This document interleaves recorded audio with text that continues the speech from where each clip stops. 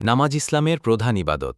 তবে শরীয়তের নির্দেশ অনুযায়ী দিনের কিছু নির্দিষ্ট সময়ে ফরজ, সুন্নত বা নফল নামাজ আদায় করা নিষিদ্ধ।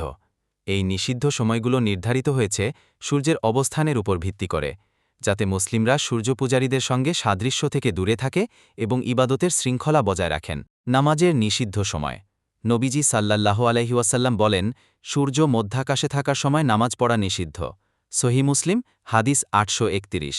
শরীয়তের আলোকে নামাজের জন্য নিষিদ্ধ সময়গুলো এমন: সূর্যোদয়ের সময়, সূর্যোদয়ের শুরু থেকে সূর্য সম্পূর্ণ উঠে যাওয়া পর্যন্ত প্রায় ১৫ থেকে ২০ মিনিট নামাজ পড়া নিষিদ্ধ। নবীজি সাল্লাল্লাহু আলাইহি ওয়াসাল্লাম বলেন, নামাজ পড়ো না, কারণ তখন সূর্য সূর্যের সঙ্গে থাকে। সহিহ বুখারী, হাদিস ৩৩৭২। সূর্য মধ্যাকাশে থাকার সময়, সূর্য যখন আকাশের মাঝখানে থাকে, জোহরের ঠিক আগে প্রায় ৫ থেকে ১০ মিনিট, তখন নামাজ পড়া নিষিদ্ধ। এটি সূর্যের শীর্ষস্থানে থাকার সময় সূর্য পূজারীদের সঙ্গে সাদৃশ্য হতে পারে। সূর্যোদয়ের শুরু থেকে সূর্য সম্পূর্ণ অস্ত যাওয়া পর্যন্ত নামাজ পড়া নিষিদ্ধ।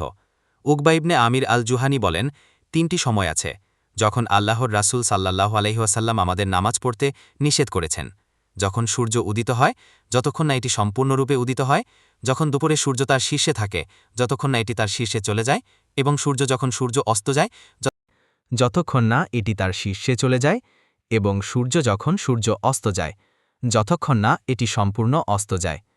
সহিহ মুসলিম, হাদিস ৮৩১। ফজরের নামাজের পর থেকে সূর্যোদয় পর্যন্ত।